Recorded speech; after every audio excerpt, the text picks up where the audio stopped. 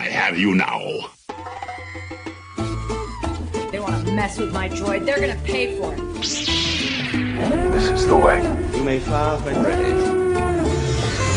Blow that piece of junk out of the sky! The way you're fighting, you wouldn't have lasted long. Hello there. The ability to speak does not make you intelligent. Lots of action and lots of meat to talk about this week on The Acolyte. And at least in the eyes of this Star Wars fan, it has made a pivot in the right direction. The dark side-centric TV show that we got announced to us a couple years ago, I think this episode is what crossed most people's minds when they were thinking about a dark side-centric show that happens before The Phantom Menace. And so there is a ton of dynamic lightsaber choreography in this episode. There are some really, really cool jaw-dropping moments. A lot of stuff that I think podcasters like us have been saying is going to happen or has to happen or is just inevitable.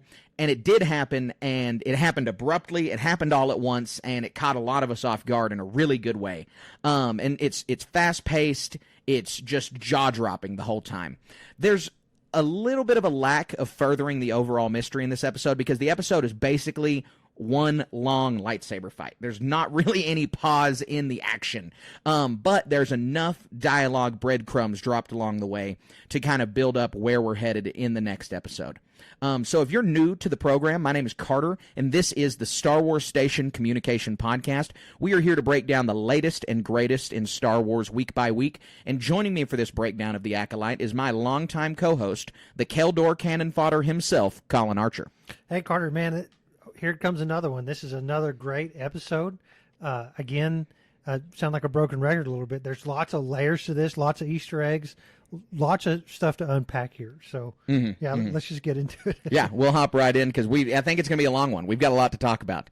So the episode titled Night opens with foreboding music slowly zooming in on May as she's laying on the ground. There's this weird orange dust floating around, but in a few seconds we learn that's just the color of the soil on this planet. So May gets up, she finds Pip on the ground, and then she finds a dead Jedi lying in the orange dust. Isn't It is Osha. Sorry. This is so confusing. It is so. It's Osha, not May. Osha is lying on the ground. Osha finds Pip on the ground. Osha finds the dead Jedi lying on the ground. This is going to be tough. It's hard. Sorry, it's hard. guys. They're together. They're played by the same person, and I've just got them. There's a lot jumbled in my brain right now. But Osha finds them, and so we then get a bird's eye view shot of Osha standing around the force push paths that sent all the Jedi in various directions through the ground. It's a cool shot, and then the music gets really intense and builds up here, and this is where I think they should have stuck the title screen. We've been seeing them take the title screen and stick it 5 minutes into the episode, 10 minutes into the episode, and I just feel like this would have been the perfect spot for it. Yeah. Star Trek Discovery did the same thing, but in Star Trek's case, they play the whole theme music. It's like 2 minutes. Wow, really? That like the traditional ba-na, and they do that just in the middle of the episode? It feels like. That's crazy. One time I timed it was 8 minutes in. Wow, that's nuts, actually. What a weird decision. So we don't cut to title screen yet. We do cut to a different shot of Osha, and there's some lightsabers humming in the background, and Osha turns to see Kylo grin, piecing up a lot of Jedi. And we're going to have a lot of names for this guy here, okay? Smilo Grin. Smilo Rin, the Sith Lord who laughs, but really what the closed captions and the credits and all the toys have said about this guy is that he is the stranger. So we'll most likely be using that term. But just Sith, the dark side guy, there's a lot of names for this guy yet because we don't really have anything formalized. Even after he's revealed later in the episode, it's not his real name. He says as much, so we don't really know. Anyways, it's in the background. Osha can see him piecing up a ton of Jedi. It's already really reminiscent of Palpatine in his office in Revenge of the Sith, where he's just very easily dispatching people. Like one lightsaber shot here, a crumpled body. At least those guys had names. These guys never had names. Right, yeah. These are red shirts in the truest definition of the word. They might as well be wearing red robes instead of gold. So the shot's a little odd because it's obscured by trees from Osha's point of view. And I know that was intentional, but I didn't like it that much because it was just like it was blocking the really great choreography that they did for this episode. I've seen a lot of discussion about this. because months before the show came out, they were touting how epic the lightsaber fights were going to be. And how epic are they if they're behind trees? You can only see half of what's going on. Exactly. Now, the ones we do get to see, got to say, they are very epic. Even this one has some cool moves, right? Yeah, but it's just jarring as a viewer seeing that. It's a little hard to track. It's mainly just glow sticks moving around because all you can see are arms and stuff. And people die, these Jedi die in a matter of half of a second. Sure. Well, that's how you got your epitaph for this episode, is that Keldor, the first one to die, that gets stabbed through the chest. So, there's, like I said, there's lots of dynamic choreography for this episode, but we get to see the Sith be exceptionally ruthless here. Something we really only get to see in cartoons, in the Clone Wars specifically. It mirrors a lot like Palpatine's fight in the Senate chamber, and so I don't want to say that this is the darkest that Star Wars has ever been. I still think Andor got darker with a lot of the torture scenes and things like that, but this is certainly darker than most all Star Wars we've ever gotten. Yeah, and it's coming later on. I'll bring it up at that point when it's appropriate, but yeah, very brutal here. Yes. So we see him go up against a bunch of the red shirt Jedi. They keep striking his mask and his gauntlet, and it's shorting out lightsabers. So this has a long history in the EU, a long history in canon, in fact, because it's an alloy similar to Beskar. I was watching it with a buddy of ours. He's on the RPG podcast, and he was like, "Oh, he's wearing Beskar." I was like, "Well, no, look, they're shorting out the lightsaber." Yeah, this is called cortosis. Exactly, it is called cortosis, and so it's been around for a long time, and it's been around in canon for a long time, and it's really cool because it shorts out lightsabers, blocks them, and shorts them out, and it's a good plot point throughout this episode, and it's creative. It's really cool that they reintroduced this. This is. We can tell it's cortosis. An alternative that it could be, I mean, it's not because of the shorting out of the sabers, is Orbalisk armor, and both of these things. I don't know, Carter. I'm sure your knowledge is more extensive on cortosis than mine is, but the Bane books directly start at a cortosis mine. Right. And I think that's where I first learned about it and what it does. But later on in those books is an Orbalisk thing that also blocks lightsaber strikes, and similar to what Beskar does, but it's more of it's a totally different property, and if I get too much into it, it'll be a spoiler.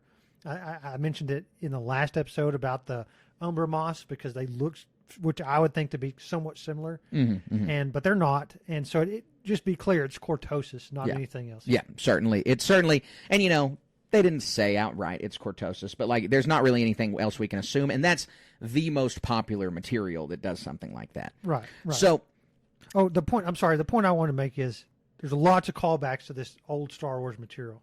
Yes, yeah, they did a really good job of calling back to a lot of the EU. I've been routinely impressed with how they've been reviving stuff from that. So, the stranger goes on to strike one of the Jedi down that he just shorted out her lightsaber, and Yord comes to her rescue. So we get to see a yellow and red blade cross for the first time. Super, super cool. And we also get to see the first actual prolonged one-on-one fight with the new Sith and with a yellow lightsaber. We get two news right here.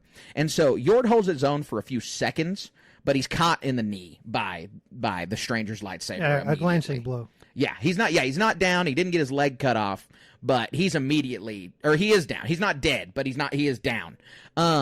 So he goes to execute Yord, but before he can do it, the other two Jedi have their lightsabers reignited. They rejoin the fight. There's some cool choreography because he impales one in the chest and then force pulls the other one right onto his lightsaber. It was the first really great creative choreography in the episode. And then an off-screen decapitation, too. Yes, yeah, you're right. The tree blocks it, which that's okay. The tree can block that. And it's funny, I rewatched this scene a couple of times. I think there's I might be misremembering, but the Jedi that's pulled onto the blade, the red blade, was just off screen the whole time. Did not do anything. No, he's the second one that got his lightsaber shorted out. It was the woman got her lightsaber shorted out, and then another male Jedi got his lightsaber shorted out, and then I thought there was another one who got another swap across the chest death. Either way, not that big a deal. Sure, there's a lot of them there. Yeah, there's a lot of them. It makes there's a reason that they had such a big Jedi party, and it was only to demonstrate how good the stranger is at killing everybody. I wish I could draw. It's an old joke, but like it's like make a comic of you're being asked to go on this mission with the protagonist here. It's like, oh no, I don't want to. Yeah, absolutely not. You're just a third wheel there. Yeah, can't go with the main character anywhere. Yeah. So OSHA raises her blaster to the stranger and shoots him with a stun blast that is absorbed by the cortosis right before he's about to execute Yord for a second time. Yord screams at her to run as he lies injured on the ground. So she turns right and runs, and the stranger slowly starts walking after her. Then we cut to May, who has actually been watching this whole thing play out, just hiding in Kelnaka's she's being hut. a weenie in there. Yes, absolutely. She is. I would be too, though. Yeah. Don't get me wrong. But she's got some levels of training that you don't have. So she's walking through Kelnaka's hut, running through Kelnaka's hut, and she spots his lightsaber on the ground. There's another cut. There's a lot of really fast cuts. Not just in this episode, really in the series. We keep talking about that. As we go through these breakdowns, it's like PowerPoint transition. Exactly. 20-second discussion about this. Boom. Now there's something else happening with these characters for 45 seconds. Side scroll. Boom. Now we're doing this. Yeah. So after May sees the lightsaber on the ground, it cuts to OSHA. She's frantically running through the forest as the Sith tosses his lightsaber at her, and it flies in a long distance behind her and is deflected by Master's soul at the last second, and he comes and pulls it back into him. The stranger pulls it back into his hand. Cutting trees on the way back. Yeah, it's cutting trees down. They're falling down. It's really cool. It's another great moment. You know, we've seen lightsaber throws in Star Wars before. We saw it in Return of the Jedi. Vader throws his lightsaber at Luke in the final temple duel. But this is like the video game lightsaber throw, like the cool lightsaber throw that you get to see in the air for like 15 seconds. Yeah, exactly. it's a boomerang lightsaber. So Yord is also there. He just is back. You know, he's still hurt. And Sol orders him to get OSHA back to the ship. And so then Sol and the Sith are going to prepare for a one-on-one battle. The Sith cocks his head slightly, like a dog who heard a weird sound. And then there's title screen. And so there's been a lot that's happened, and then we get the title screen. We cut back to the show, though, and Yord is running through the forest with OSHA, and he spots Basil as they try to follow him out of the forest. That dude must have been booking it. Yeah, he was out of there. He had no bit, which, you know, I think he's just a hired hand, and so he should just get out of there. This didn't cross my mind until just now. I wonder if there's not a Jedi version of Basil somewhere that they could have just brought instead of bringing the civilian Basil. He's probably on a mission somewhere. Yeah, he must be. And this one's off the books, remember? That's true. So, OSHA pleads with Yord to go back. She says, but Yord says, and admirably so, he's following an order, and he's going to subdue her if he has to, because he was told by Sol to get OSHA back to safety, and that is his top priority. In a little while, we'll talk about this again, because it comes up again and is one of my criticisms of the episode. So we cut to Sol and the stranger, and they're speaking to one another, and Sol asks, "Who are you?" And the Sith replies, "You don't remember me." You know, I've seen a lot of people go into something online about who this could be. I've got a major theory, which is where I'm putting all my money, and then a minor theory.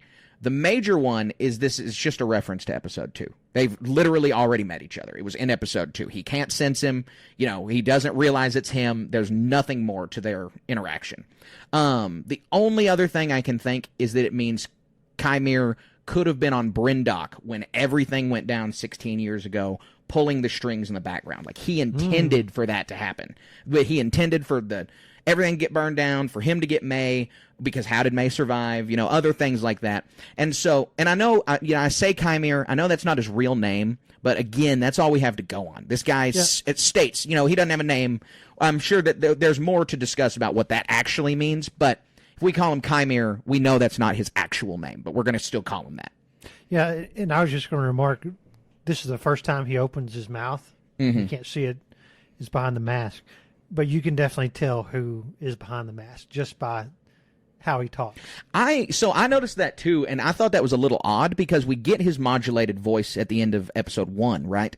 And I went back and listened to that. Doesn't even sound like the same actor. See, I thought it totally did. You did? I see. I didn't think so. I went back to that one, and I was like, I think they overmodulated there, and then they toned the modulation down in this episode to leave the breadcrumbs that it actually is. I want to circle. Let's circle back to this. Okay. Because I got some other points to make. So Sol says he senses something familiar. That's the only little bit of evidence I have for making that Brendock point. Again, all my money is on they met in episode 2, and that's what he's referring to. Yep.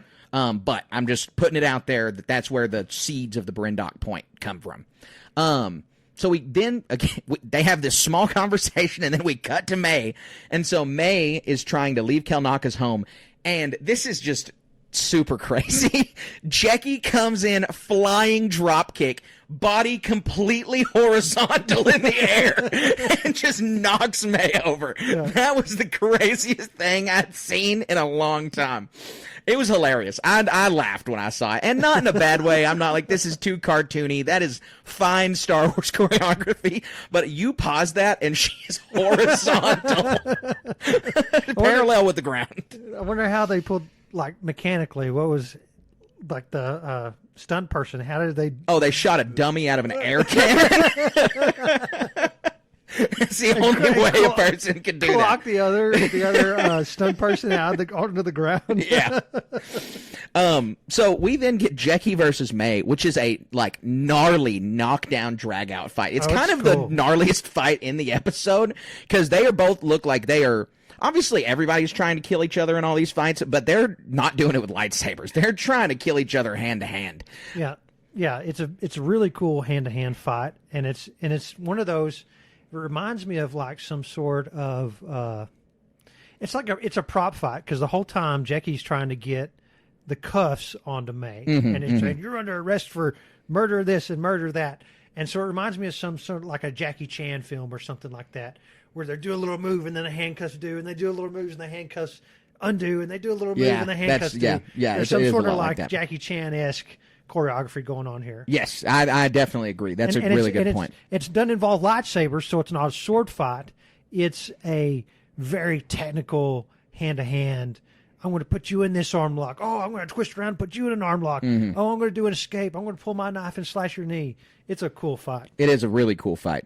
To your point about her reading off her crimes, basically reading her Miranda rights, I think so. When she's doing this, Jackie, to me, and this is, I don't know. I feel like I don't think I'm reading into this too much. I think it's just a subtle point, is that she seems to be relishing the arrest a little too much, because as she's reading off the reason she's under arrest, she says the three Jedi murders, really normally, just states them. The third one, she enunciates really slowly, for the fire that killed your family, like kind of rubbing it in to May that she did that. And so I think it was intentional. And there's some more evidence later with Jackie that I think builds on that. Yeah, and I caught the same thing. The actress is really intense here. She's putting some very hard tone, or she's like shaking with intensity. Yes, when she's trying to put these handcuffs on, and like she's a contender for one of the best actresses in this episode. It's Daphne Keane. I don't want to get her name wrong. She was X-23 in the Logan film. Oh, really? I didn't realize she was X-23. That's cool. Yeah. I can totally see that now, though, now that you say that. She's going places. Not in this show. yeah. But so with that, I think that this is just kind of a first little indication she's giving in to anger a little bit, and obviously as a Jedi should not do. We see some evidence of that later in the episode, and it's just more foreshadowing for the direction of the Order. And for Jedi who haven't fought Sith for 1,000 years, how much more susceptible they are to this level of temptation, rather than Jedi who were engaged in war against the Sith for hundreds of years. Right. 1,000 years ago, they weren't in the same boat as these Jedi who have never faced a Sith. Their masters have never faced Sith. Yoda has never met a Sith before, never faced one. And so it's a little bit different for everybody in this moment here. Yeah, very intense. So we cut back to Sol and the Sith together. This was some interesting dialogue. I'm really ready to hear your thoughts on this. So Sol asks him to show his face. He refuses, and by him I mean Chimere, and he says, in quotes, "and let you read my thoughts." So the implication here is that the mask is blocking him from reading his thoughts, right? Yeah, exactly. It's like Magneto. So we already know from prior Star Wars media that people who are mentally strong, that have strong mental fortitude, can resist Jedi mind tricks. It takes 3 Jedi to read Cad Bane's mind. Jabba the Hutt can't read his mind. So there's no way that a Sith Lord would get his mind read by a Jedi. That's just not, mask or no mask doesn't matter. And it frustrated me a lot that the implication was that the mask does this, because we have evidence from A New Hope, the very first Star Wars movie, that masks don't stop Jedi mind manipulation because it happens to a stormtrooper wearing a helmet. So it's not like a Magneto thing where if you have to see their eyes to manipulate them. So this is a cortosis mask. Yeah. And the Force is an energy field. Right? I mean, maybe there's something to that. Maybe not. I mean, he's mainly wearing this mask to conceal his identity. Yes, absolutely. I'm not saying the mask is a bad idea, but I'm saying and let you read my thoughts line is obviously implying that if he took the mask off, Soul could read his thoughts. Why? Like, I don't think that's true. That just doesn't seem right to me. Yeah, it seems like a stretch to me, too. And another thing, if he's wearing it around his head, would his Force ability be diminished? You know? Yeah. Exactly. That's a good point too, because it's all from his mind. Yeah, that's a good point. Yeah. So anyway, a little confusing there. He shouldn't have been able to be mind tricked in the first place, or mind read in the first place, and so then saying that it's the mask kind of heaps on some problems for the very first Star Wars movie. Yep. So we get a very small cut back to Jecki and May fighting. Oh, hold on, I got a small point here. Saul asks the stranger, what master hides his face from his pupil? And Saul replies, you tell me. Yeah. And does that happen here? I'm sorry. Yeah, I meant to talk about that. Yeah. I guess I missed that. And okay. so this, on a very macro level, this implies Saul isn't, like, it's a numeral reverse card. Right. Right here, right?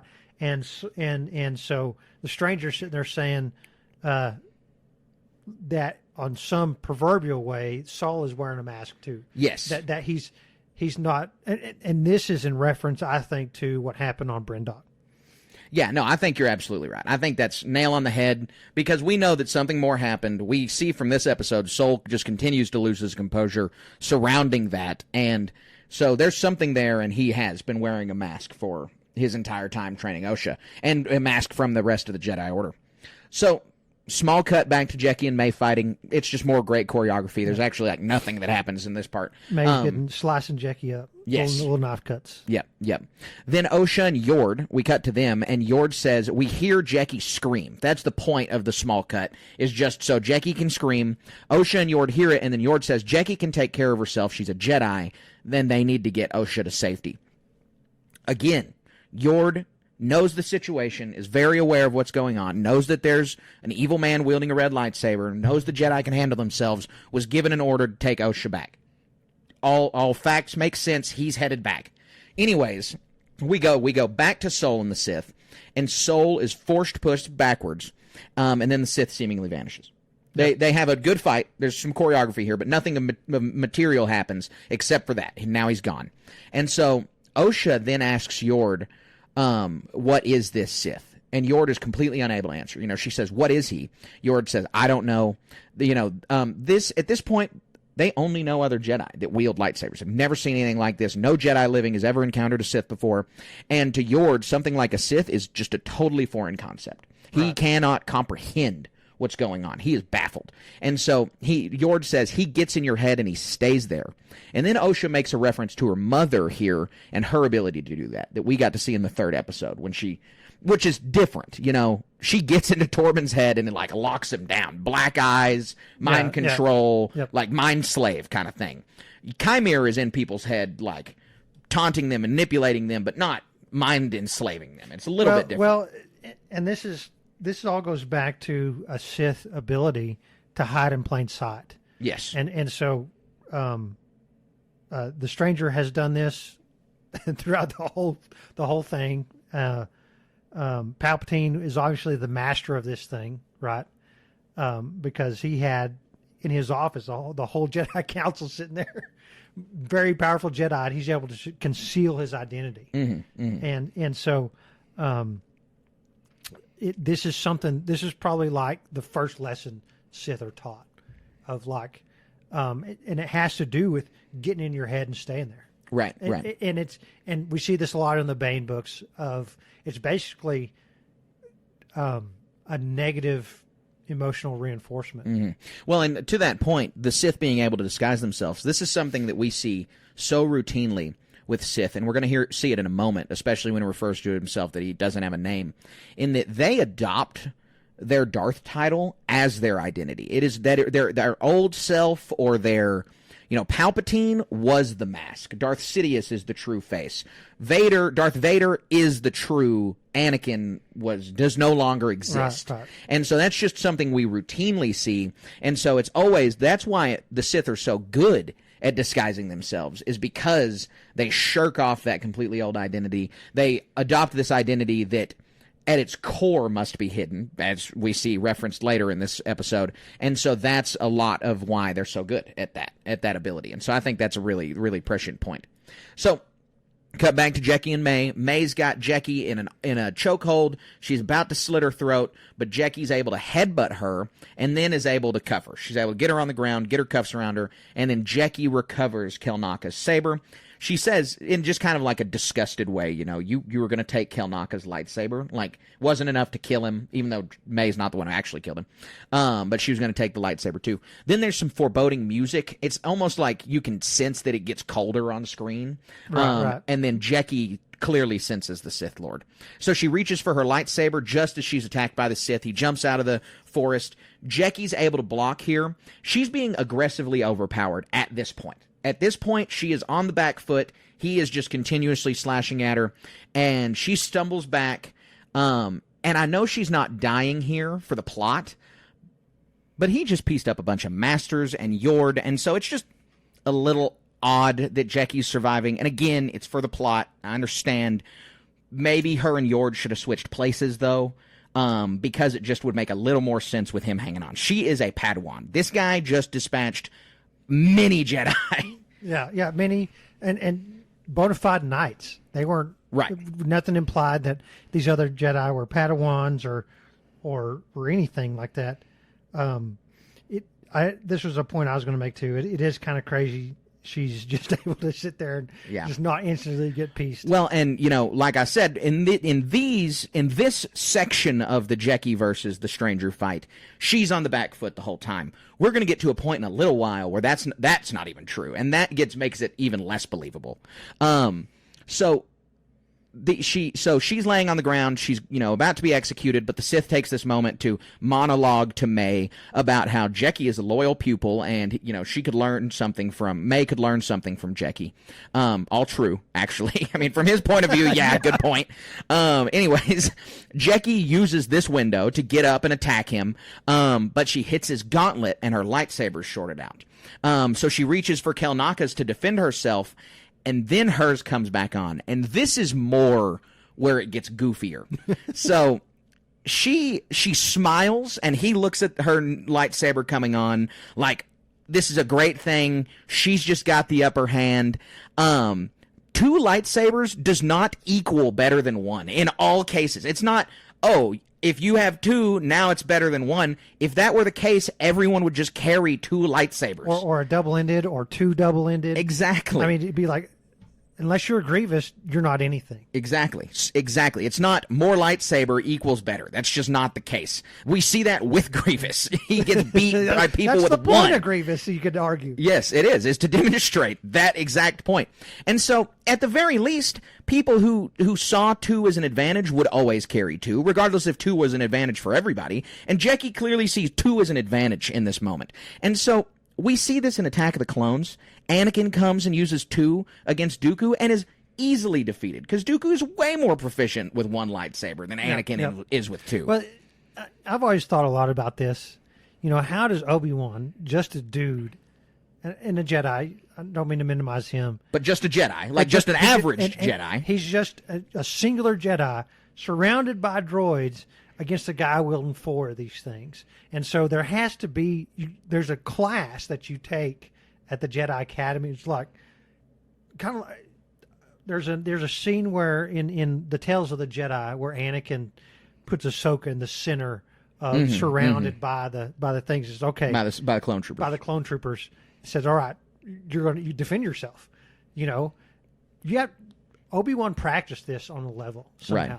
And so anybody who's going to go against a bunch, well, I'm rambling. So yeah, Jedi practiced this. I don't think a Padawan would. Exactly. Yeah. And again, maybe like there could have been 2 lightsaber day training for the week. Like, you know, if you ever come across the opportunity to use a second lightsaber, here's how you do it.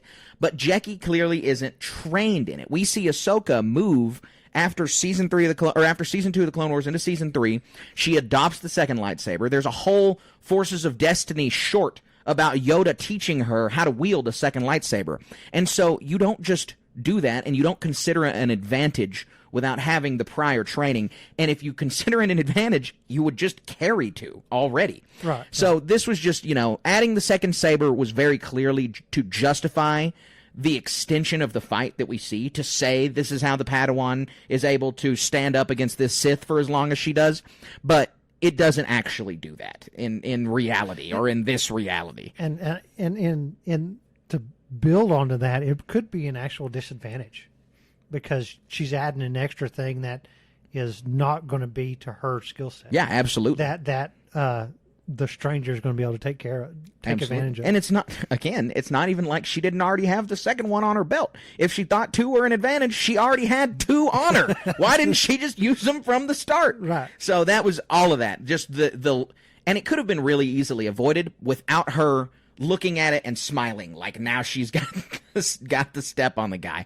So anyway, she puts him on the defensive for a while, and again, just weird. She's Padawan, but May takes this opportunity to flee, and the Sith Lord does notice her running away. So he cuts Kelnaka's saber, destroys Kelnaka's lightsaber, and then disappears again. Leaves Jecki alone in the forest, 1 lightsaber. He just poof is gone again. We then cut to Yord and Osha through the forest, where Osha tells him to cut his light because the Umbra moths are out there from the trees. You can't see them attached to the trees anymore. They're flying up in the air. More foreshadowing. We saw this in the last episode. We see it in this episode. They're clearly going to be a part of this. And it's kind of ham-fisted here, too, because they made the distinct point that they're attracted to lightsabers, and they're not caring about lightsabers otherwise. Yes, in this episode. Yeah, exactly. No, you're absolutely right. So May is, not May. I'm sorry, not May. Again, Osha is sitting here wanting to have them turn off their lightsabers because of these Umbra moths, and she's forming a plan around these Umbra moths that we knew was going to be coming. We then cut back to May, and May is running through the forest, and they do a really cool thing here. One of my favorite things in the whole episode, and the direction from the director here was really clever. So we see as she's running, we get a bunch of really rapid close-ups of the stranger's mask with him saying coward, and him saying you are going to betray me. This was a really cool way of them demonstrating him being in people's heads. Right. Like, that was what that was for. We already had the line from Yord to be thinking about that. And so this is what they mean. Like, this is what, imagine you're in a fight and then you have, all you can think about is this guy's face. And he's just sitting there, whether you're actually fighting him or not. He's harrowing. Right there. It would be harrowing. Especially run through a forest like this. Very scary. Yeah, absolutely. Like horror movie level stuff. It was really good. I thought they did a great job there. So he comes out of nowhere, begins striking at her, and she begs for forgiveness. She's, forgive me. Crazy, ridiculous thing to ask of this evil Sith Lord. He's not going to do that. You know that. Like she let him get strung up in a tree the previous episode. Yeah. Yeah. Well, she doesn't know that yet. She doesn't know that She doesn't know that yet. So he goes to strike her, but cuts her bonds instead. And then he goes in for the kill, but it's force pulled back by Soul. And almost gets pieced himself. He ducks right at the last second. Very cool little scene here. Yeah, it was cool. It was cool. Good. Just again, great choreography the whole episode through. So Soul and Jecki are working to double team him. May runs away again. It's very common theme. May sees an opening, leaves every time. Would you? Yeah, no, absolutely. Yeah, I would. So the stranger pulls her back into the fight with the Force, but is once again encountered by Soul and Jecki.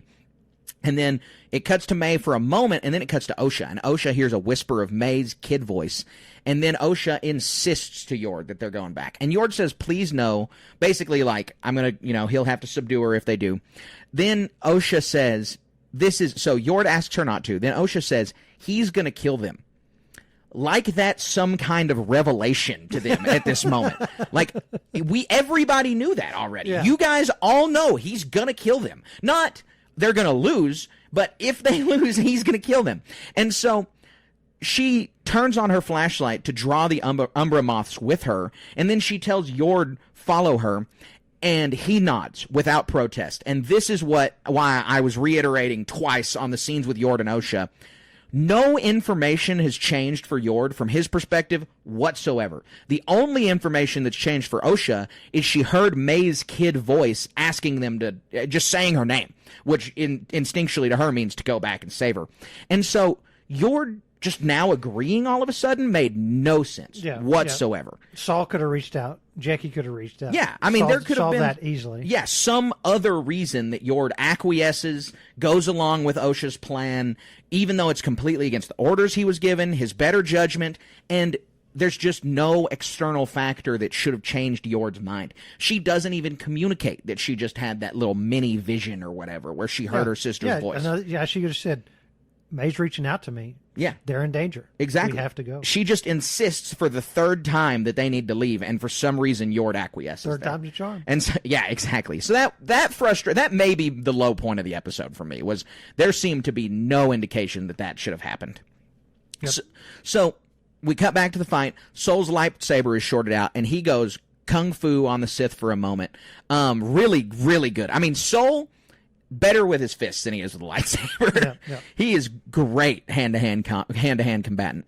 So he trips the stranger over a ledge, and Jackie jumps over that ledge, hurtling after him. Very angry looking. Exactly. So there's a blink and you'll miss it look from Lee Jung-jae here, and he looks shocked and horrified by Jackie's action because she's jumping and screaming. She is flailing her weapon. And from our point of view as the viewer, it just seems like she's given into her anger. It's making her fight more recklessly. And so I think that earlier she was giving into her anger with May. We were meant to see that, that dialogue drawn out and kind of digging on May. And now it's just showing us again that Jackie is too untrained to fight somebody like this. There are several analogs in this across all of so many other Star Wars stuff of the Padawan learner misapplying a lesson or something like this. Yeah. And almost these exact circumstances of the master being like, hey, you need not be so aggressive. You're going to get in trouble. And the Padawan doing it anyway and getting into trouble. Yeah. It's a lot like, the rhyme that I keep seeing for Jackie is Anakin in Attack of the Clones. Is when he's Obi-Wan's Padawan, you see the double-bladed lightsaber fight, just like you see in the Attack of the Clones duel. You see Jackie running off, and Anakin does the same, and Obi-Wan's yelling, wait, and it's just consistently her jumping ahead. And that's the one, you're Same right, thing. it rhymes with a lot, but I think Attack of the Clones duel right there is where it rhymes the most. Exactly. So Jackie takes her elbow. This is a little just funny. I don't actually have any problem with this. Bashes her elbow a couple times into the mask, and so it falls off of the guy's head.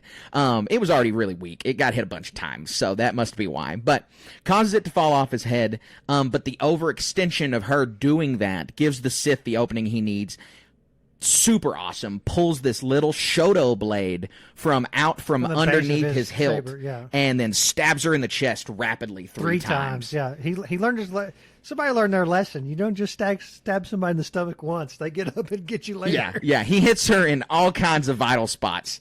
It's gnarly, and it's the first. Very shocking. It's pretty much the first big shock. Like, it's already pretty awesome that the Sith was able to dispatch all these other Jedi. We got to see these cool kills. Well, Jackie is a named main character and is a kid. Like, there's a bunch of elements here where you're like, again, this is what I referenced at the beginning of the show. We've been saying from the very beginning, from before this show came out, anyone who contacts the Sith Lord has to die. Only way for the rest of the movies to make any sense. And so this is the reality of what that actually is. And they did it. They went for it. They didn't try to find some finagly solution. They just killed her. They were just like, Padawan, dead. I have comments on this, and I'll circle back when we talk about a later scene. Okay. So then Soul, so then we see the face reveal. Jackie's body falls, and it's revealed that it's Chimera, who the Sith Lord is. Pretty much to the surprise of nobody. I think. To the surprise of nobody. Yeah, like I said, it was what is it? I could tell by his voice from earlier when he first opened his mouth, proverbially, right? And this guy is Manny Jacinto is the actor's name. Have you seen The Good Place? No, I've never watched The Good Place. So he's one of the actors, one of the co-leads in that show, and I hated his character and not rationally a little bit his actor as a result. I'm like, this guy's a dumbass because his character plays a dummy in that show. But man, he's so badass in this. But so he's got good range. That's my point. Is this dude? I'd written this guy off, but now I want to see more of what he's doing. I'm scrolling back on his IMDb profile to see what else I can see. What else has he been in that's notable? Anything? Nothing. Just The Good Place in this. Okay. But I mean, like, Lee Jung-jae. We all know he was from Squid Games, right? And we're all hotly anticipating the next Squid Games. I think he's been in some other Korean production that was rated very favorably. I haven't seen it, but I'm definitely going to watch the next Squid Games. What is it? There. Unfortunately, with Star Wars, there's always winners and losers of the actors, right? Harrison Ford being the most notable. And but Carrie Fisher and Mark Hamill. It's actually a misnomer that Mark Hamill didn't go anywhere because he's the voice of the Joker and has a very storied past being the Joker. Well, yeah. He has a lot to offer when it comes to act and stuff. But there's always these superstars out there like Harrison Ford. And right. like I really like Adam Driver. He's gone on to do a bunch of really cool projects I like. But I'm hoping what did I say? His Manny name Jacinto. Manny Jacinto. I'm hoping he's the winner out of this. Yeah. And obviously Lee Jung-jae's already there. Yeah, right. Lee Jung-jae is already there. And then that girl who plays Jackie, you had her name just a moment ago. Yeah, let me scroll She through my notes plays, here. X-22. She's already had kind of a big break. I mean, that was a big child acting gig then, and she's young in this. So she's got some chops. Daphne Keene. Yeah. But like Amanda Stenberg, she hadn't been in much before this, to my knowledge. She's been in some things. She was Rue in Hunger Games. Yeah, okay, which is a big break too. Yeah. So anyways, we continue, and it's revealed that it's Chimere. He looks up menacingly at Soul, and then it cuts to cuts to Osha, who can now sense Jecky's death, I guess. Like, she's sensing something, they gave us that connection, like they had a really good connection last episode. So that could totally be it. Or, again, if Chimere was somehow on Brendock or had something to do with Brendock, this would be part of it. This would be why. The mask is off. She can sense the same presence she may have sensed before kind of vibe. But she also met him in episode 2. So there's just a lot right there that it could be. I've thought a lot about this. We'll circle back on this. I think I have a small note later on but in the Always in Motion. Yeah, this will be a fun discussion. Cool. So Soul says Jecky's name, and Chimere responds callously. Was that its name? Callously. Yeah, it's gnarly. It's gnarly. He says, was that its name? And Soul insists, she was just a child. But he comes back with, you brought her here, which is, that's true. They're combatants. You're bringing kids into a war zone. Yeah, which for Jedi, that's nothing new. No, it's that's a normal the thing for Jedi. Yes, absolutely. But this is the MO of somebody who, with this type of motivation, is like he's always got the perfect response for Soul. Right. And this is taking down the barriers. Well, of Soul's what he's trying to do here, the light side buttressing of what he does. Right. And we don't know about Soul's past, but we know something bad happened, and this is just kind of building on that. Whatever happened in Soul's past, he's obviously tried to atone for it by training Osha, by being a good Jedi, by doing what he's supposed to do. And lines like this are Chimere, like you said, tearing down those light side defenses that he has, and just making him kind of grapple with his own darkness inside, as he's going to say here in a little bit. So May is there to witness Chimere as the Sith Lord. I love this part. So she witnesses him, and he force pulls her towards him, choking her, grabs her by the neck. Oh, you skipped the best part of it. He says in his Chimere voice, when he turns and looks at May and says, "Hello." Yeah, he does do that. Yeah, you're right. He does do that. So he then says, you really didn't know it was me. And he might have well have tacked on that even the audience figured it out. Yeah, turn to the camera. Yeah, they knew. That was a apt fourth wall break moment right there. Is that everyone knows.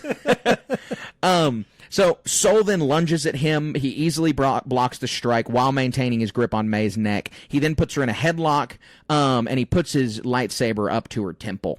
And he accuses Sol of not being a proper Jedi for attacking him while his back is turned. Yeah. Again, like you said, just chiseling away at those light side Sol's defenses. Jedi values are weakening. Yes. So Sol asks him, "Who are you?" And he answers with, "I have no name."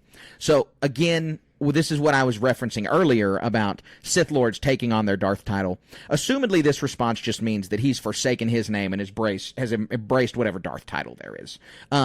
Because, I mean, this guy's a person. He was born somewhere. He was a baby one time, so he had a name. Right. And so he exists. And then he then goes on to say, "Jedi like you might call me Sith." So this was a little weird. It kind of threw me off the he is a Sith trail for a moment. I've reconciled he's definitely a Sith, but it had my noggin jogging for a second because the Sith call themselves Sith. Palpatine says it all the time. And so it's just a little bit odd that he would be like, well, you would call me a Sith. Yeah, he should have owned a little better, if you ask me. Yeah, exactly. He should have just said, I'm, some other form of I am a Sith. Immediately the lines after this, Saul says, "What do you want?" "Freedom to use my power. I want a pupil, an acolyte." But this one went back on our deal. Mm-hmm. So, I mean, that's overtly what they want to do. That's the whole goal of all the Sith. Right. I mean, it's word for word off the pages of the books. Yep, exactly. So, yeah, he is a Sith, and I'm not saying he's not, but that line leaves a little bit of ambiguity that I feel like shouldn't be there. Yeah. Well, I mean, that's a lot of people are arguing that's a theme of this whole thing is some of the dialogue could be a little bit more chiseled. Yeah, well, that's true. And that's this is certainly an example true. of that. There's a long history of that in Star Wars. Yeah, for sure. So Sol asks why he would risk discovery, and we get just some more Guardians of the Galaxy crap with out of place sarcastic humor. Well, I did wear a mask. Like, that was just the cringiest line in this whole thing. That was Marvel humor, and it threw me off big time in this episode. I was like, why? He can be funny. I don't have any problem with a Sith Lord being funny. Like you said, the line earlier is funny. Yeah, but this was just perfectly in context, right? Yeah, this was just more Marvel humor for me. Anyways, he blames May for having to kill everybody. In this conversation with Sol, he's like, it's her fault. She's compromised his identity. And so then he further blames the Jedi, saying it's because of their rules in the first place, that he's going to have to kill everybody here, because if they went to report to the Jedi, he couldn't exist. And so it's really their fault, which is just very manipulative and, from a certain point of view kind of situation. But it is his point of view on the situation. There's some fingerprints here that I want to circle back on this in our Always in Motion segment about who this guy is. Okay. So Yord brilliantly comes in from behind and force grabs the helmet from the ground. Because this allows him to short the lightsaber out, which was just, he saw that happen a couple times. Now he knows. Great tactic. It just reinforces the Yord really is a really good Jedi. Yeah. And so it's a big brain play, and they lock into arm bars with each other, and then Yord looks at him and says, "You," and that's just with surprise. Again, that has to be that they met in episode 2. I can't think of Yord wasn't on Brindok. So there's no other explanation other than they met in episode 2. For whatever reason, I had a brain fart, and that didn't occur to me. But I'm like, what, he know this guy? Was he an exile? Was he like a Padawan who left the Order? A youngling who left or something like? Chimere is what you're saying? Yeah, I mean... But yeah, it's obvious that Yord recognized that guy. Yeah. Because, I mean, if he was a Jedi, we would have had a little more dynamic dialogue between him and Sol. And I'm only saying that because something feels familiar. Like, I think it's easy to fall into a trap that when if you're a Jedi and you're this island of light in the Force, and it's easy to sense other Jedi, just as it would probably be even easier from their perspective to sense a black hole in the Force of whoever a dark Force user is. And most other people are going to be like kind of fading into existence. I'm thinking of another Marvel thing of the Cerebro, where Professor X is looking at all these mutants, and you got these people lit up and they're standing out. And if they're going to feel this stuff, they would feel other Jedi before they'd feel just some random person. Sure, you know? sure. No, yeah. I mean, I absolutely agree with that. I just don't think. I mean, I think that with the dialogue from Soul previous, that he's not another Jedi. Yeah, my supposition is a stretch. Obviously, they saw this guy in episode 2. Right. So he surprises him because he says Yord is surprised, and that gives him the opportunity to get the jump on him, get him on the ground, and then unceremoniously completely snap Yord's neck. Yeah. It was brutal. I popped out of my chair when this happened, man, and exclaimed really loud. So this is the big deal. And you mentioned it earlier. We knew this was going to happen, right? Anybody who comes in contact with this guy has to die, right? One way or another. And so, even still, I'm surprised, right? I mean, Jackie dying, Yord dying.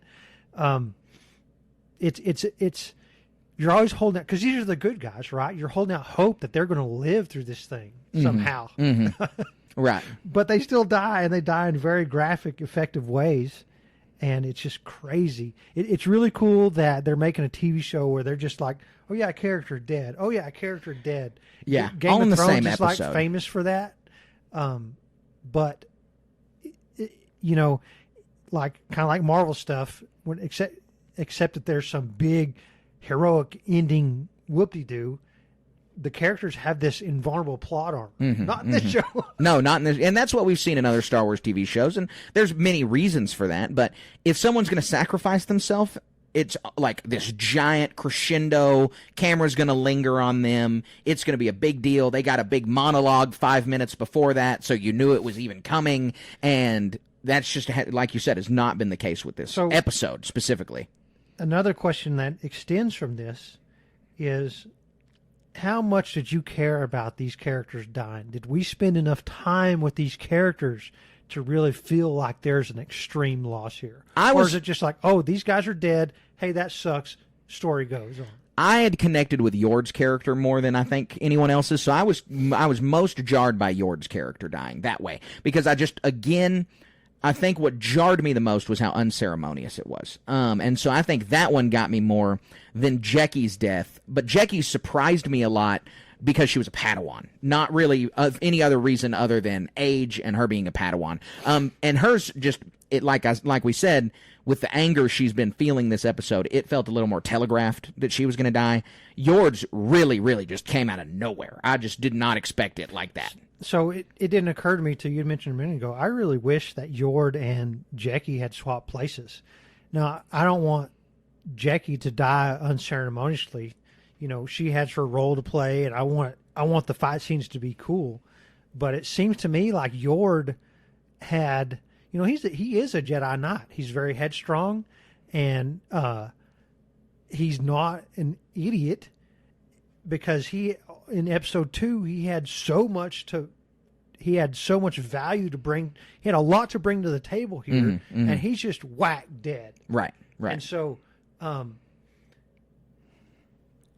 I see the value in that, but if I'm at the buffet wanting everything I can eat, filling my plate with cool Jedi fights, me not getting one with Yord, I'm kind of sad. Well, it's like they picked up that tray. I didn't get to eat it. Yeah. It seemed, I think it would have solved a few problems with why Jekkie was able to hold on more against the Master. Well, if it was Yord in the place, it would have made a little more sense. Yord only, gets after him for maybe 10 seconds total in the first 5 seconds of the show, in that one fight where he gets his knee clipped, and then this where he has the really cool move of the helmet and the block. But that even fits Jekkie's character more because she's been this one with all the answers and thinking outside of the box. Yep. And so if she grabs that mask, that shows she's really thinking outside the box. That's in line with her, and it would have given us even more because she would have spent more one-on-one time with May.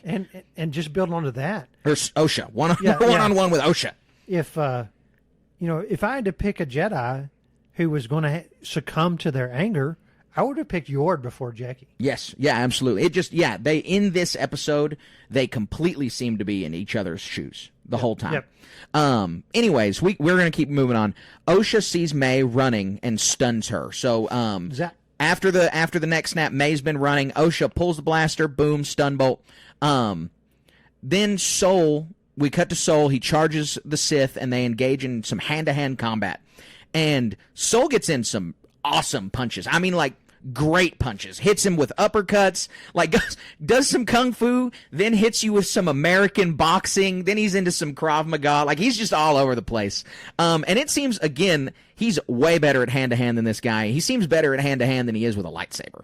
Yeah, yeah. And so Soul he's way more aggressive here. Renewed vigor is what I put in my notes. Yes. And so has he succumbed to his anger here? I'd say so a little bit. I think what so. happens next. Yeah, I think so. And Khmer, he looks amused. He's got this smile on his face. He's happy. Yeah, he's enjoying this. Yeah, he's enjoying this. And I think he's enjoying it on a few levels. You know, he's gotten to kill a bunch of Jedi. He's going to feel empowered because of that. They're fueled by their anger and their hate, and he obviously hates the Jedi. And I think he's just fueled by, having a worthy opponent like Soul. And then finally, he can feel Soul slipping. He could feel Jecki had already slipped a little bit. He can feel Soul slipping, and that's going to be really satisfying to him as well. Yep.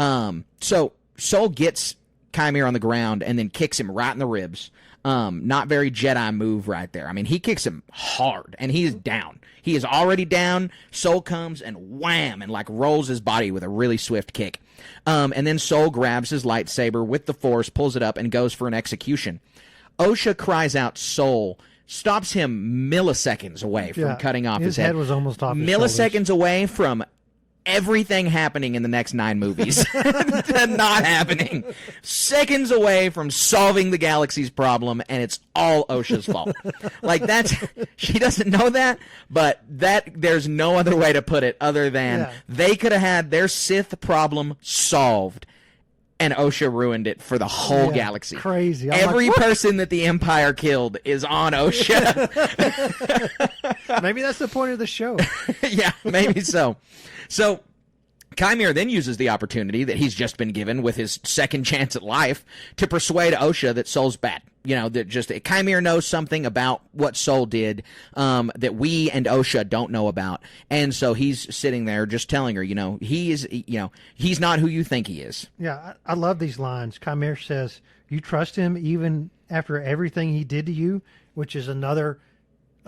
like Osha has no idea about this stuff. Right. She's right. totally aloof to what's going on here. And there's all these lines over and over and over again about some great shame that Master Soul has that Khmer knows.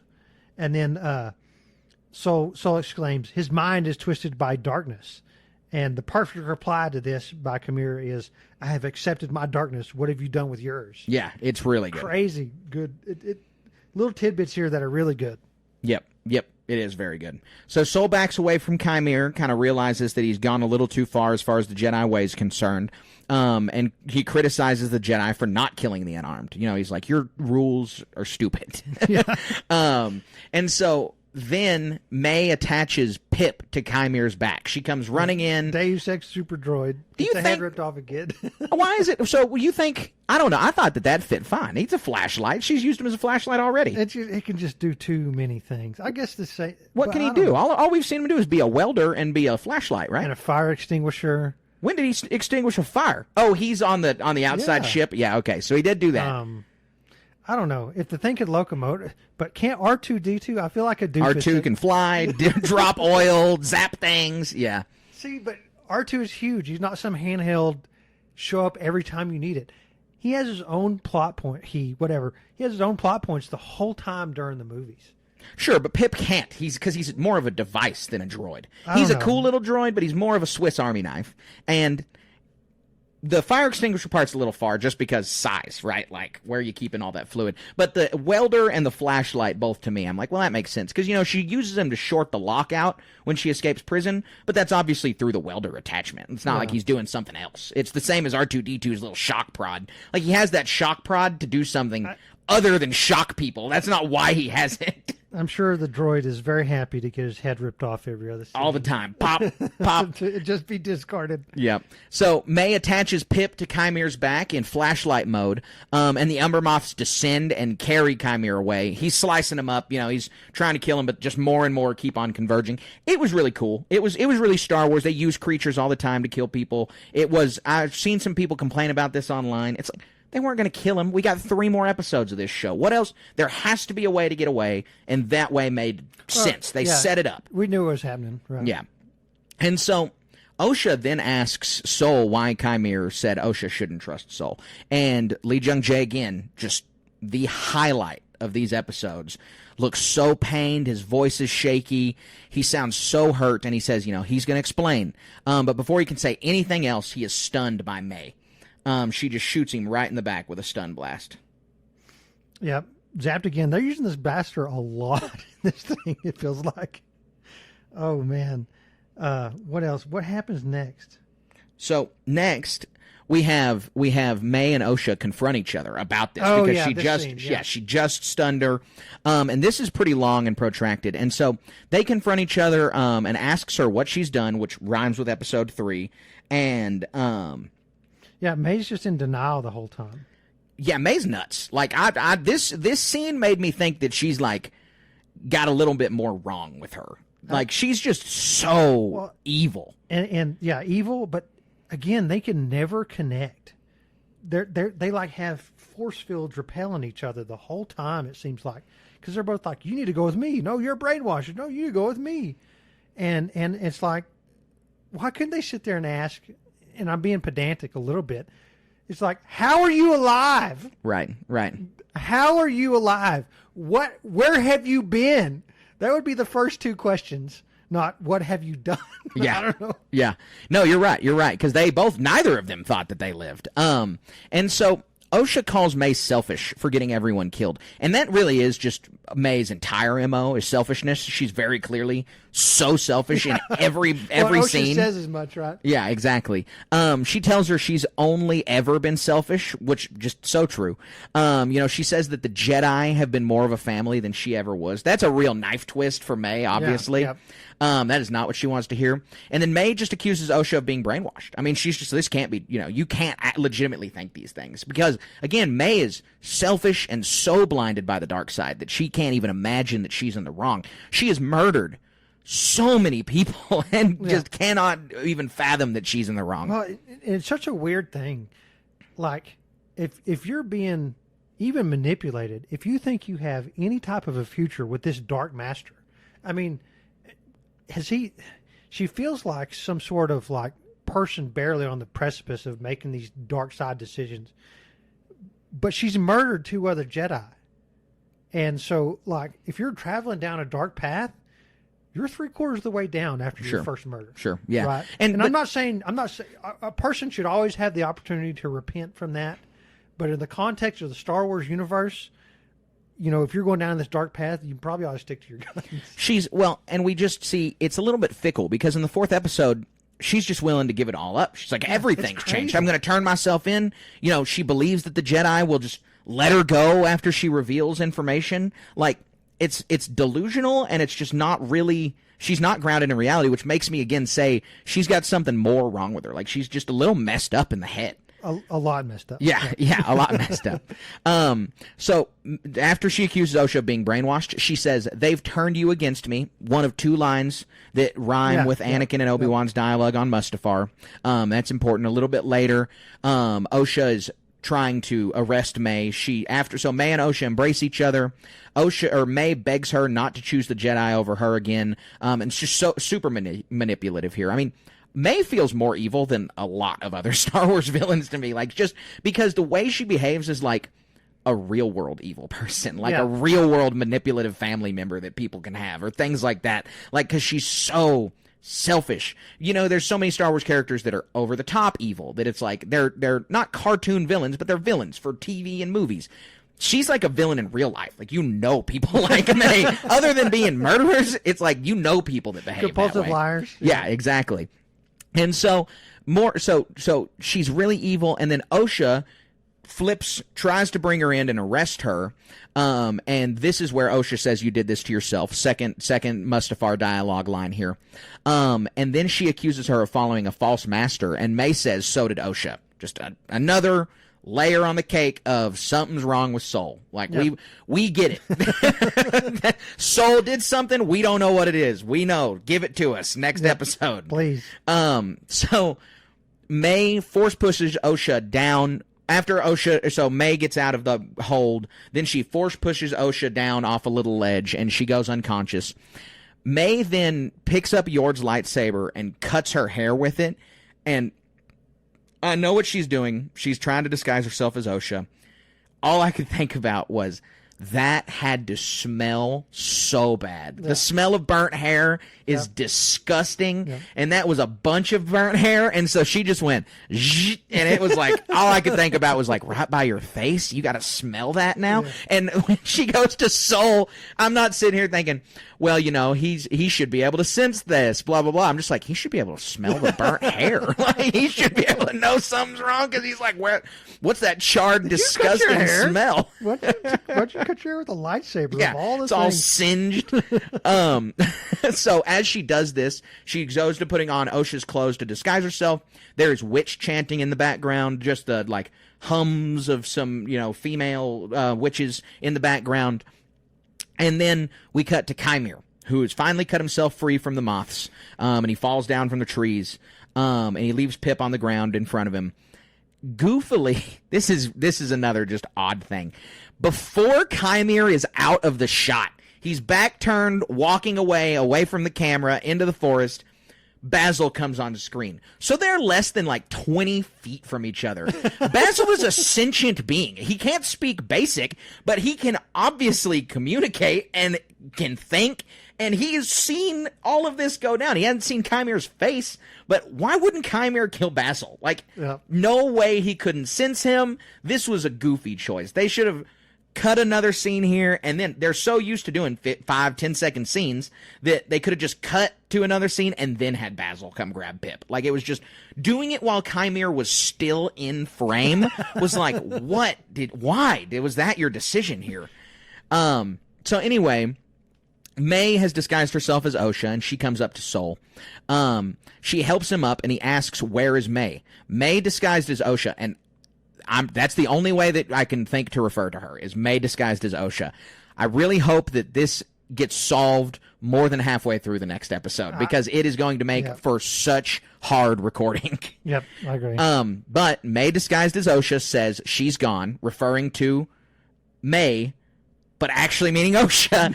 And then Soul gets ready to leave because he is satisfied enough with that answer. Did you think it was weird that they just left? I mean, I understand they couldn't carry him out, but like, in every Western movie ever, they bury the bodies. Yeah, well, in every time we've seen Jedi die, they burn the bodies, and so it was odd. It was odd, but Soul is, I think so. I think the excuse to be made here is Soul is real messed up, distraught, because he knows that Chimere knows his secret. Soul's got this emotional secret. I think that he was just trying to get out of there. Well, and truth be told, if there's any inkling of a Sith Lord out there surviving, I'd want to book it out of there. Right. PDQ. Yep. So. And you just need to go alert the Jedi Order. I guess they can come back for the bodies later, really, is probably the answer. But it's a good point. I don't think it's a bad point to make.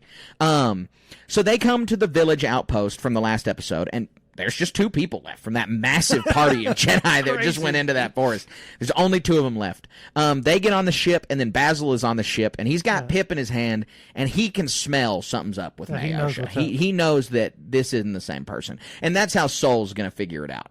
And so we then cut to Chimere, who comes up upon the unconscious OSHA and covers her in his cloak. Obviously, he's not fooled by the switcheroo. He wasn't fooled on,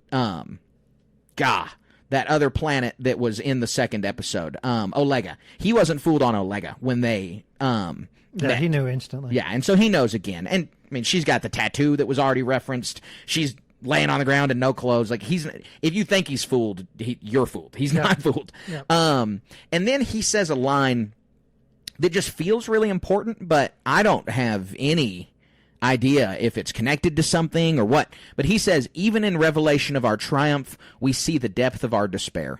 Do you have any theories surrounding this line? I Googled that, and not much comes up. I mean, it felt like poetry to me. I thought it was going to be something like, yeah, I thought it was another reference to something else. Yeah, exactly. Else.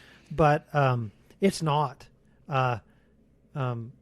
Just some therapy stuff, feel good. Yeah. Self-help book lines come up about feeling good about yourself, or, something like that. Well, it's a good line. For all the criticisms of the dialogue, I mean, I think that's not bad. It all sounds good. So it's just, a little, I thought it meant something. It still may mean something, but for now, no indication that it does. Right. So that's the episode. I mean, it's a long one. It's a good one. It's not a long one. Actually, it's short. It's 35 minutes. 30 minutes. But they pack a lot in there, and it's a lot of fun. We had a great time with this episode. Yeah.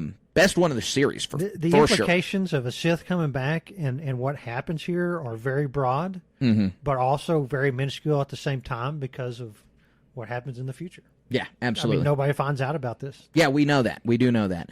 But we can now hop over into the Always in Motion section to talk about how nobody finds out about this. So let's head into Always in Motion right now. Difficult to see. Always in motion is the future. All right, Colin. So we've got a lot to talk about, a lot of theories for the next couple episodes and for the end of the series. So why don't you hit me with some of your Always in Motion predictions? Man, I think I have a bunch with this one. Gosh, where am I here? I got too many thoughts in my head. There's so much. Well, let's start out with what do you think is going to happen with May and Soul next episode? Okay. That seems like a pretty simple one to start with. All right. I'm going to get easily confused. May disguised as Osha. I don't think Saul's going to leave the planet. I really don't. Because he has to die, right? Yeah. But this causes a chain of events. So imagine leading an expedition to go find a Jedi killer. Mm-hmm. And you're the only one who comes back. Quote unquote comes back because he hadn't left yet. Right, but even if he goes to send a message out, I mean, the whole MO of this thing was from Vanessa Rowe was like, we can't tell the council about this. Well, what are they going to do? Will you tell him how many Jedi died? Let's see, 1, 2, 3, 4, 5, 6, 7. 7 are dead, right? Oh, 8 if you count Kelnaka, right? Right. 7 to 8, there's some confusion exactly. Maybe I left one out. But 8 Jedi are dead here. Mm-hmm, mm-hmm. And then you encountered that. Then you encountered some guy who's calling himself the Sith, and it's not hard to sit there and be like, "Hey, I've only heard of these guys. What do you think about this?" And then they got to send in the cavalry in a major way. But that would be if they're on the up and up about this thing. Vernestra is running this off the books. Yeah, this is some Tom Clancy level stuff. Well, imagine going to the council now and having to say, we got 8 people killed, and now we need to do something about this. Yeah. And so there's a lot of loose ends to tie up here. I know they're going to do it, but I watched the episode with a good buddy of ours, and he's insistent that there's going to just have to be a cover-up, that Ki-Adi-Mundi is going to be in on a cover-up from the rest of the Order. I don't know if I'm bought into that because I just really don't want that to be the case. That is going to bother me a lot. Well, but Vernesta's the linchpin to this whole thing. Yeah, she is. She's going to have to get smoked somehow, well, it feels like. To support your theory, so I think we're staying on planet. I don't think Soul's going to get killed next episode. I don't think Soul's dying until the last episode because he has just been so good. Lee Jung-jae is the linchpin of this show as far as I'm concerned. And so May's going to stop him somehow, though, from contacting the Jedi. Basil's going to alert him of her. But Ro, we know, shows back up on the planet because in the promotion photos with the light whip, her purple light whip, she's clearly on Kofar. Unless they go to another jungle planet that looks identical, she's on Kofar. So we are not done with this episode, or with this planet in this episode. I honestly feel like the whole show might be just on Kofar, other than flashbacks to Brindok, which I think will be in episode 7. Yeah. And so I think that the rest of it's going to be there. Yep. So episode 7 is going to be a Brindok thing. We think lots of evidence for that, director and whatnot. The next biggest thing I guess to discuss is what's going to happen with Osha and May. Osha is at the whim of Kamir here. And is she going to be baked? Is she going to try and convert her? Is she going to unlock her potential? Because all those are stretches, I think, but it's just so we don't have any idea. We don't really know what Kamir's motivation outside of I need a pupil, I need an acolyte. But there's something more to these girls. There's so many fingerprints here. Mm-hmm, mm-hmm. And then, I mean, it's obviously what's happened with Soul of a part of a negative thing, but really there's more to it than that. And I don't know if this can be classified as a negative thing about this episode, but we didn't get any character development out of May and Osha in a sense. I mean, they just hate each other still. Yeah. And for not good reasons that we have. I mean, one of them's hyper selfish. One of them wants to do the right thing. We don't know why is May the way she is. Yeah, Right? and again, that There's just something- goes back to all I'm saying is there's something to that. what we've talked about with them being, this virgin birth through the Force, one of them being, ultimately dark, one of them being ultimately light, which just can't be the case. I mean, we know that they've got darkness and light in them because we see May hesitate, and we see Osha do things like willing to kill people over things. And this is another little bit, we didn't cover this in the meat, but in the second episode, Osha, or in the fourth episode, Osha is ready to have Yord kill May. Kill May. Like, don't bring her in, end her life. And then she stops Soul from killing Chimere, who is clearly in league with May and is evil. And so it's just like Osha is just really all over the place morally also. Right. And I don't know if that's intentional or if that was missed or what, but it's a little all over the place there. So the last thing I want to mention is, who is this Chimere guy? Mm-hmm. Who is, I have no name. Is he a Darth? Is he a this or is he a that? And so you really start going down this rabbit hole of, which one of these is he in the rule of two? Is he the apprentice to the master, or is he a master seeking an apprentice? Just like Darth Maul. That's the exact same line. Mace Windu says, Yoda says always two there are, and then he says, well, which one was killed, the master or the apprentice? Right. Yeah. And so my supposition is this guy's the apprentice. Oh, 100%. I totally agree. And if he's not, then the Sith Order is absolutely in danger of being snuffed out right here. We know they're not, but because he's solo right now, if he's the master. So my supposition, and I've seen this discussion online a bunch, is if this guy's the apprentice, is the master going to show up and just clean house? Yeah. Oh man, I can't wait to see that. That would be nice. That would be cool. I'm really curious to see all this on who it could be, what it could be, but I think you're right. He's got to be the apprentice. So many people are talking about, is it Tenebris? Is it Plagueis? Is it this? Is it that? Who knows? We have no idea. The line there is going to be really weird if it's Plagueis, because then that means a second apprentice, that Chimere gits killed and then he finds Palpatine, which is reasonable. That happens. Which is plausible, Yeah, that's not, but that would mean that's how that works. And then, Tenebris is supposed to be Plagueis' master, but again, we've seen time and time again, that is words on a page in like a reference book. They are not going to be afraid to rip that up and say Chimere is Plagueis' master or whatever, or Tenebris is Chimere's master.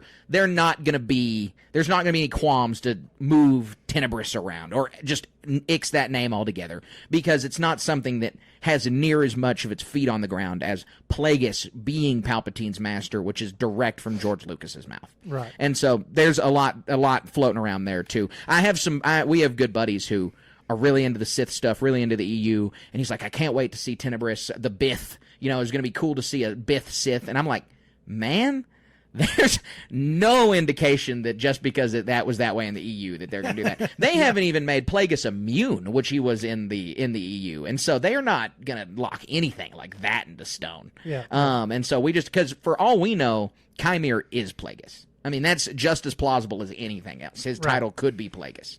I hope not. I do like the fact that some Sith are aliens, but we always like more aliens here on this show. So yeah, for sure. But I will say that Chimere is, and all the stuff surrounding him, the cortosis, the way he fights, the way he's able to talk back and be effective, piecing out all the Jedi.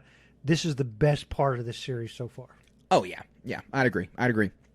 All right, well, that wraps up our Always in Motion segment. So it wraps up our Acolyte discussion for the week, but we got a lot more show left. We are now going to jump into our Patreon-powered segment, and we're going to talk about how the Force works. All right, Colin, so this How the Force Works question comes from our Patreon subscriber, Tristan. And the question is, what planet would you live on in retirement in the Star Wars galaxy? Oh, man. This is a really good one. I've actually thought about this a lot, just kind of off the, driving late at night or something, can't fall asleep, whatever. And Star Wars strikes me as a universe where your willpower decides how successful you are in life, because the possibilities truly are endless.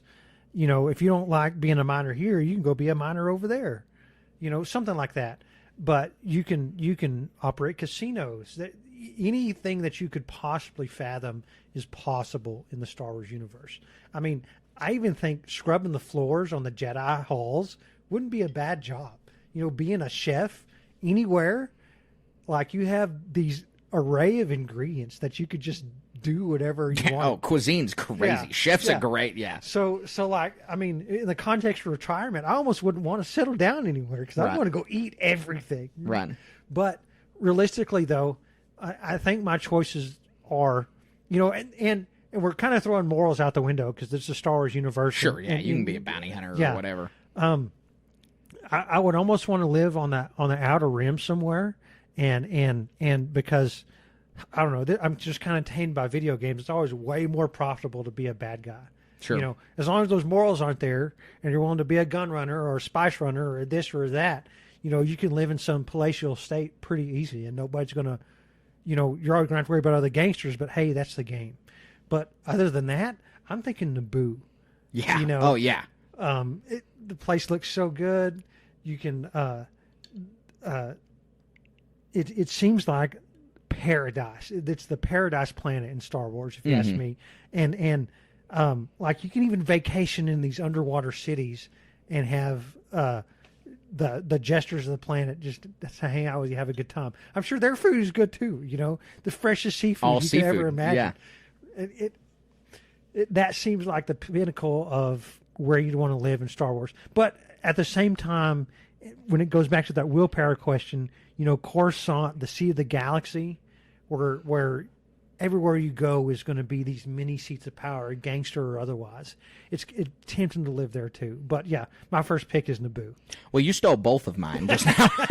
Naboo is my favorite planet, so Naboo was mine off rip. But I was then like, I'll say Coruscant because, that is where you can experience the whole galaxy all in one place. New York City is this amalgamation of a bunch of different cultures of the United States and different immigrant cultures. Well, Coruscant is that dialed up to 1 billion. I mean, it's just that off the chain. You can eat any food in the galaxy you could want on Coruscant. And so Coruscant was what I was going to say, but I'll now go to my third pick, and I'm going to say Kobo.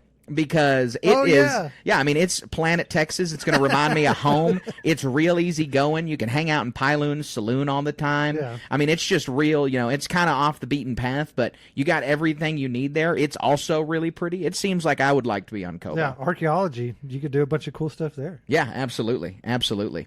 So that's my answer. And Tristan, we appreciate that question. For anybody listening who wants to ask us a question, all you've got to do is head on over to patreon.com/Star Wars Station, subscribe to any of those tiers, and then you can start firing questions off our direction. We really appreciate all of our Patreon supporters. We really appreciate everybody who goes and engages with all our content there. So please just go check us out. Patreon.com/Star Wars Station. We've got tiers starting at $1. So now we've got another segment to hop into, and that is our HoloNet news segment. You made the HoloNet. All right, Colin, we've got 3 news stories today. All of them are pretty exciting. The first one is Acolyte related. This one is that, and this is pretty awesome, Hasbro has announced a wearable The Stranger helmet.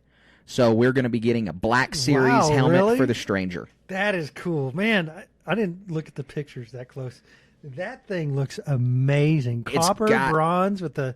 Exactly. Yeah. It's copper. It looks black in the show, but it's copper, and it's got all of the lightsaber markings on it.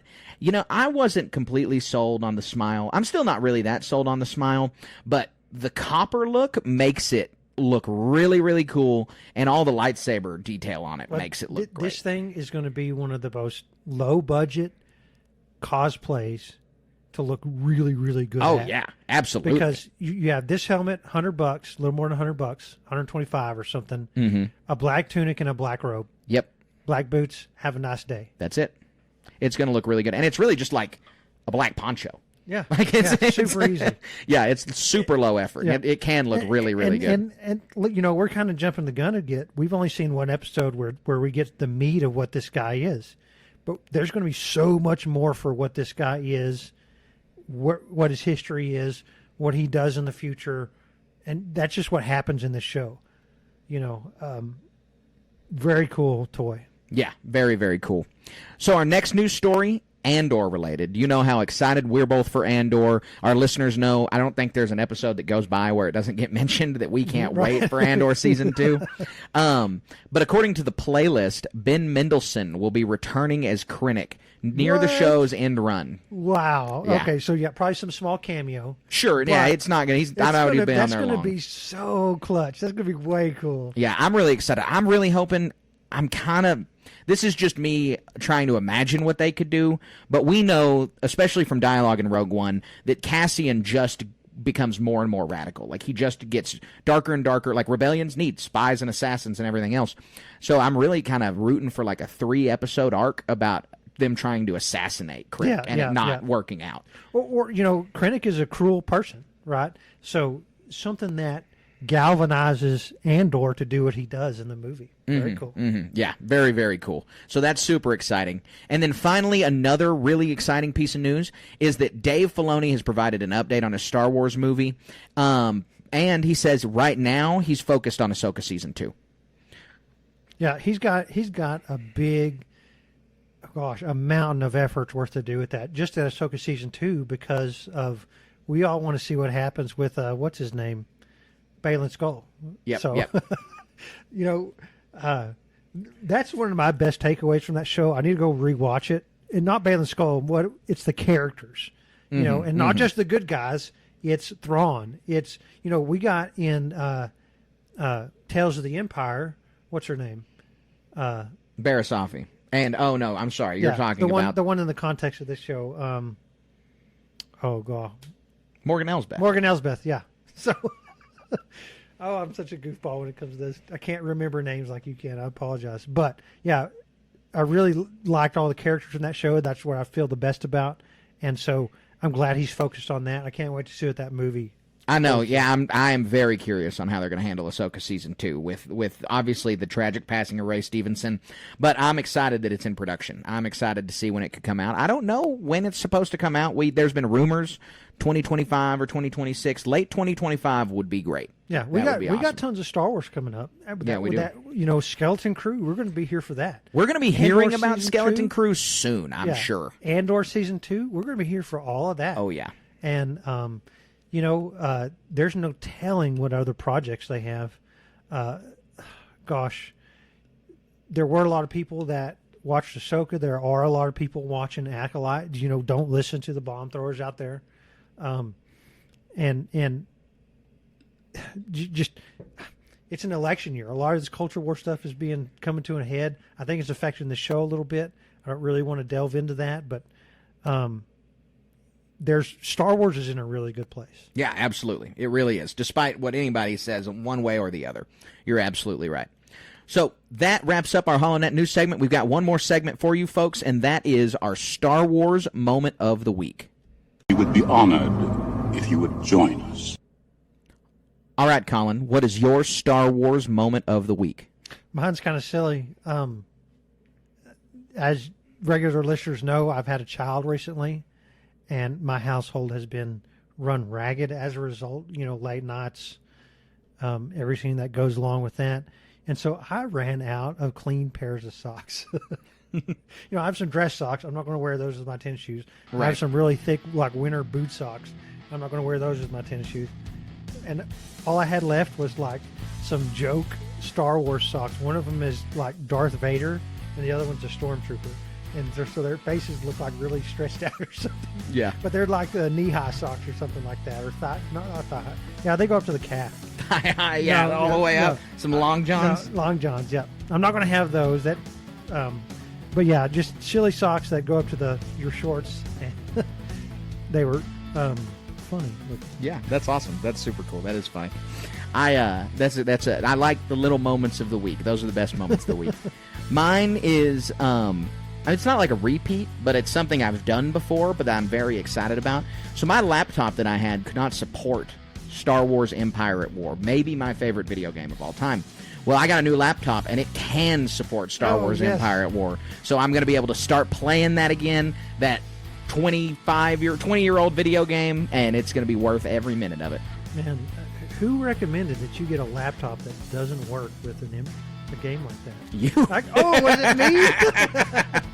Yeah, exactly. Which that laptop worked well. We're recording on the new one now, so this is our first recording on it, and so I'm excited about it. I'm mainly excited to play Empire at War, though. That's the main thing I'm very excited about, and to have a keyboard back. Let's play. Yeah, we need to play soon. We need to stream it, play soon. We got to get the LAN working. That's the last time we tried it. And any listeners who play Empire at War, if you can get a multiplayer space game working, let us know. Give us a call. Yeah, there might be a mod out there or something. Yeah, we haven't been able to figure it out yet, but we need to keep trying now that I can play again. So that wraps up the podcast for today. That wraps up the show. We really, really appreciate you guys tuning in with us, giving us a listen, coming and joining us as we talk about the Acolyte. This episode really was something special. It was really fun. Like I said, I think it's pivoting the show in the right direction, and I'm excited for the next 3 episodes. I'm really, really pumped about them. Yeah, we're going to get a fun wrap-up on this. That's going to be very impactful. I can't wait to see it. Yeah, it is. It's going to be great. So in the meantime, you can follow us on Instagram at StarWars.station. You can find us on Twitter at SW_station. You can find us on Discord at the link in this bio. We've got Twitch.tv/Station Media. All kinds of stuff about to be going up there. The new Indiana Jones video game, the new Star Wars video game, all of that coming out. Well, you're going to be able to find it on our Twitch. So that's twitch.tv/Station Media. And check out our Patreon, patreon.com/Star Wars Station. We've got all kinds of stuff there. We've got an RPG. We've got other podcast episodes, T-shirts, stickers, exclusive interviews with people involved with Star Wars. You do not want to miss everything that's over there. So go check us out at patreon.com/Star Wars Station. And be sure to check out the website, StarWarsStationPodcast.com. Check out our backlog, buy a T-shirt, buy a sticker, all kinds of stuff at the website. Yep, the future's bright. We got lots of good stuff. We mentioned Twitch, Twitter, Warhammer's kicking off. They just came out with a new set of mini rules for that. Lots of games coming out on the Warhammer side. So pumped for that. Yeah, absolutely. We appreciate you guys listening. We appreciate you engaging. If you've listened this far, then you probably like the show. So please leave us a 5-star review on Apple, on Spotify. Give us a like. Give us a thumbs up on YouTube. Go subscribe there. Everywhere that we can get your follow subscriptions, we really appreciate it because we really, really appreciate your support. Your support is what allows us to keep making good Star Wars content. There's a lot more Star Wars TV on the horizon. We want to keep making the content for you guys, and we can only do that with your support. So thank you guys so much for listening today. We appreciate it, and until next week, stay wizard.